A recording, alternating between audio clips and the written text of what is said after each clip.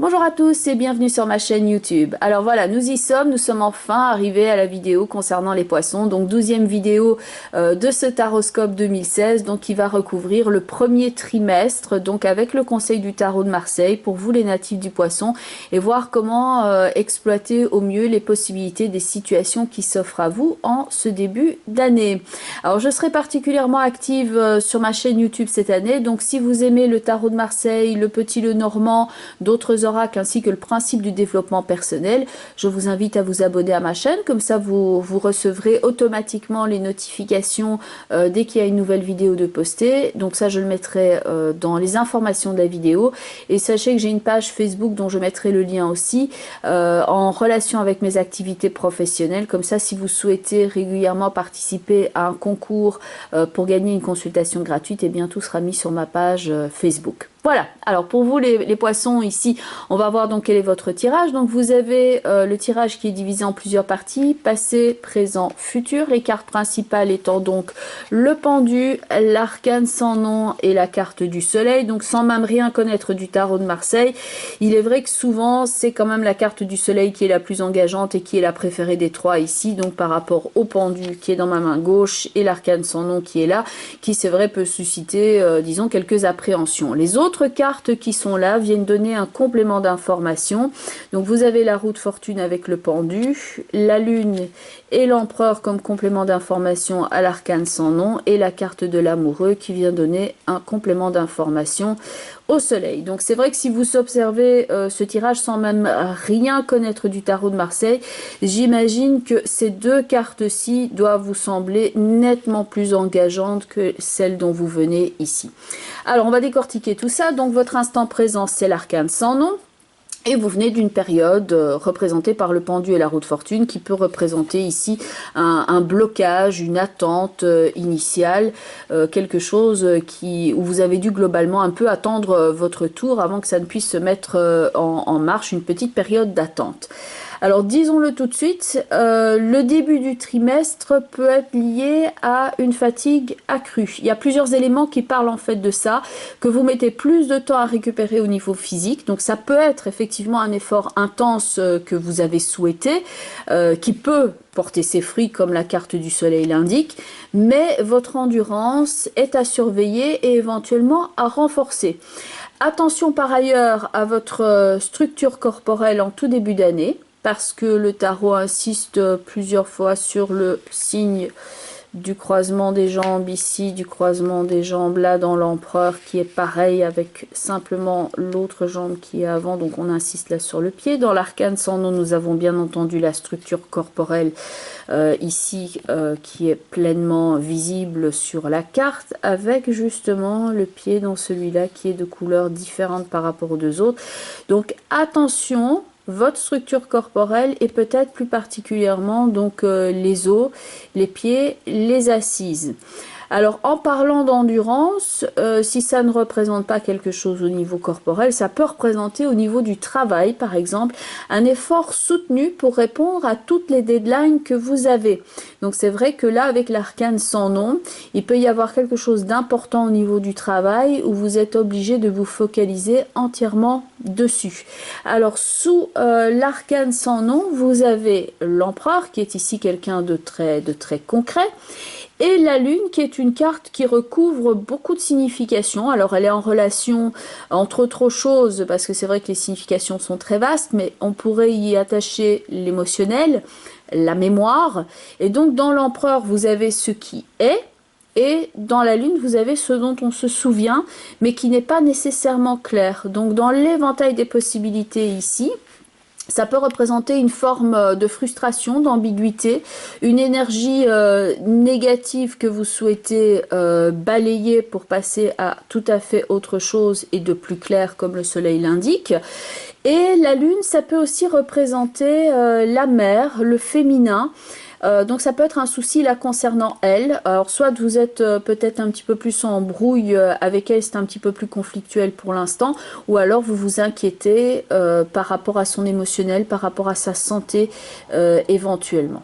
Dans l'éventail des possibilités, ça peut aussi représenter un fait de votre passé, quelque chose qui est lié à votre passé.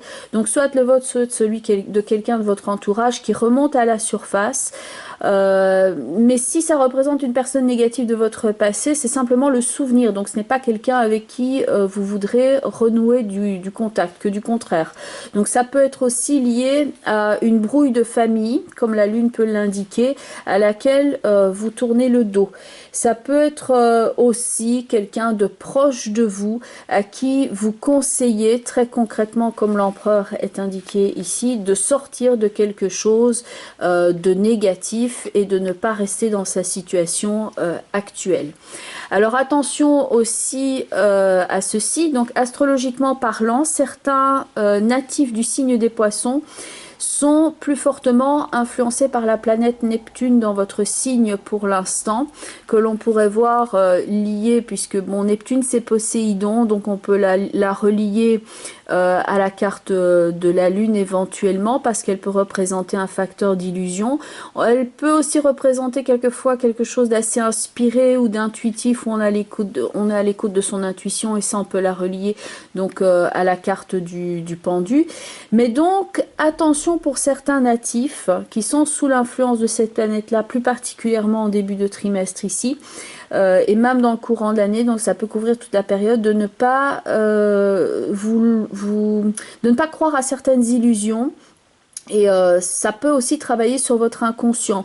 Et là, ce qui est dans l'ombre ou caché, donc on a ici l'ombre dans la carte de la Lune, on a quelque chose qui peut être comme les mains, on ne les voit pas, qui sont dans le dos, ça peut représenter un élément que l'on ignore ou qui est caché. Ça peut représenter quelque chose qui passe de l'ombre à la lumière avec la carte du soleil, mais en bien comme en mal. Donc si c'est quelque chose que vous avez par exemple souhaité cacher, ça va venir potentiellement ici en lumière. Donc là on a aussi bien entendu l'image du phénix qui renaît de ses cendres, donc quelque chose qui va radicalement de la lumière, mais attention donc à ne pas se leurrer. Au départ vous pourriez avoir cette sensation un peu diffuse que quelque chose n'est pas juste, mais c'est comme si votre intuition ne fonctionnait pas à 100% et que le radar était un petit peu brouillé. Parce que quand vous serez par exemple au courant de quelque chose, vous pourriez dire ça je ne l'aurais pas imaginé. Donc c'est pas nécessairement au niveau relationnel, ça peut jouer au niveau du partenariat, au niveau du travail par exemple. Donc attention à ne pas prendre des vessies pour des lanternes. L'arcane sans nom, il n'a pas d'œillère, il peut trancher dans le vif de ce qui l'entrave et revenir, comme le soleil l'indique là, à une réalité tangible et concrète. Il y a même un mur dans le soleil qui est là, quelque chose qui est constructif et sur lequel on peut s'appuyer.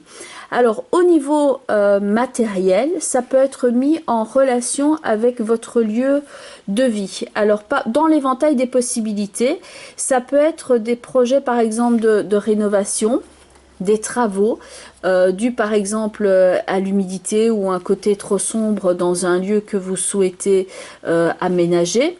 Ça peut être aussi un lieu qui est trop chargé en émotionnel et vous souhaitez partir et changer donc d'environnement, et ce projet là peut se concrétiser malgré un blocage initial mais qui est bien indiqué ici au passé.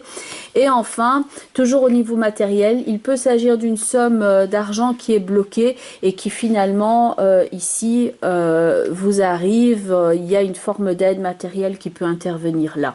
Donc certes, avec ces deux cartes ici, la roue de fortune et surtout le pendu, il y a eu des circonstances peut-être qui vous ont obligé à attendre votre tour. Il y a peut-être eu un blocage, une situation avec laquelle vous avez dû composer, quelque chose que vous avez dû accepter, mais vous êtes dans la seconde partie ici, avec deux cartes très radieuses, où là on voit clairement, vous pouvez compter sur l'appui solide de l'entourage. Il y a une très belle énergie dans ces deux cartes-là, vous êtes soutenu. Ça peut représenter un partenariat au niveau du travail, ou familial, ou bien entendu tout ce qui est relationnel. Il y a de l'harmonie, des échanges, du dialogue. il y a un éclairage aussi sur une situation. Alors les deux cartes qui sont là tout en haut, la carte de la force avec la carte du pendu, vont indiquer ce sur quoi va se focaliser votre attention, ce à quoi vous devez faire attention en tout début de trimestre. Et justement, vous avez celui qu'on appelle le menteur au Moyen-Âge, le diable qui est là avec la carte de la force qui va représenter la maîtrise. Donc attention ici à bien avoir les yeux partout. Ça peut représenter une mise au point. Dans certains cas, ça peut être une explication. Donc ça peut être au niveau du travail comme ça peut être au niveau relationnel, mais c'est un facteur dont il faut tenir compte afin de le maîtriser. Alors, pour ceux qui sont célibataires, il peut effectivement s'agir d'une nouvelle rencontre, mais avec ces deux cartes-là, on est plus dans une relation passionnée et il y a un côté très physique dans ces deux-là que dans un échange empreint de douceur. Donc, attention à ne pas ignorer certains signaux. Ça peut être aussi une mise en garde pour ne pas interpréter, par exemple, une relation qui serait purement physique sous un angle plus amoureux ou empreint d'illusion, etc. Voilà, ne pas prendre des vessies pour des lanternes. Mais donc, ces deux cartes-là peuvent tout simplement parler aussi d'un facteur à prendre en compte et à bien identifier pour ne pas se leurrer sur la suite des événements. Ça peut être effectivement par rapport à quelque chose qu'on vous avait caché ou quelque chose que vous étiez en train de chercher dans votre intuition, quelque chose, vous disiez, il y a quelque chose là, je dois gratter, il y a anguille sous roche. Là, vous le trouvez et en sachant ce dont il s'agit, à ce moment-là, vous pouvez effectivement faire quelque chose de beaucoup plus clair. Ça peut être au niveau, par exemple, d'un partenariat, au niveau du travail. Si vous travaillez avec des clients, ça peut être quelqu'un qui ne vous a pas payé ou ce genre de choses que vous devez relancer. Et à ce moment-là, la transaction peut se faire. Voilà. Donc, il peut s'agir tout simplement de ça. Alors le travail ici dans la première partie de votre tirage, c'est clairement une phase de préparation et de nettoyage pour restaurer et reconstruire. Donc cette année-ci, ça peut être l'opportunité de restaurer, de reconstruire l'image de soi. La carrière, ça peut être quelque chose au niveau matériel aussi, tout simplement dans la maison. Et le conseil est de continuer à travailler à vos intérêts. C'est un acte de foi, de ne pas se mettre systématiquement isolé, par exemple en position d'attaque ou sur la défensive de façon systématique, mais d'être totalement investi dans votre projet et en étant partie prenante, même si ça vous demande effectivement un effort accru. Mais on passe bien du pendu au soleil, donc de cartes ici où c'est vrai que si on regarde là, il y a un sentiment d'isolation qui est là, à des cartes d'accompagnement et des cartes qui sont effectivement radieuses et pleines d'énergie. Donc c'est vrai que vous avancez vers ça. Alors ensuite, après ce tirage-là, donc là, je prends une carte dans un autre tarot. Et là, donc, je demande une carte pour voir quel est l'outil à utiliser en tout début d'année. La papesse, donc, est cet outil. C'est pas une carte que vous aviez dans le tirage, mais justement, cette papesse peut vous aider à identifier quelle est éventuellement la nature ici de ce blocage ou de ce qui est caché comme le pendu tient les mains derrière le dos. Elle peut vous aider à identifier quel est le facteur important ici ou le facteur trompeur, on va dire, qui est situé là avec la carte du diable pour mieux le maîtriser, comme la papesse est la carte de la connaissance. La papesse est liée à l'intuition également que vous avez dans la carte de la lune et bien entendu c'est la carte qui peut représenter la mère et vous avez donc la carte des enfants et de la fratrie qui peut être symbolisée ici dans la carte du soleil et de l'amoureux. Donc elle répond à plusieurs facettes de ce tirage là. Donc je dirais ici avec la papesse comme une carte étant un outil. Donc là c'est pour avoir une bonne vue d'ensemble. Soyez observateur et à l'écoute. La papesse est en mode d'attente, c'est quelque chose qui se développe calmement et à l'insu de tous. Et elle est très observatrice, elle veille. Donc elle, voyez comme un peintre recule d'un pas de sa toile pour bien observer la perspective.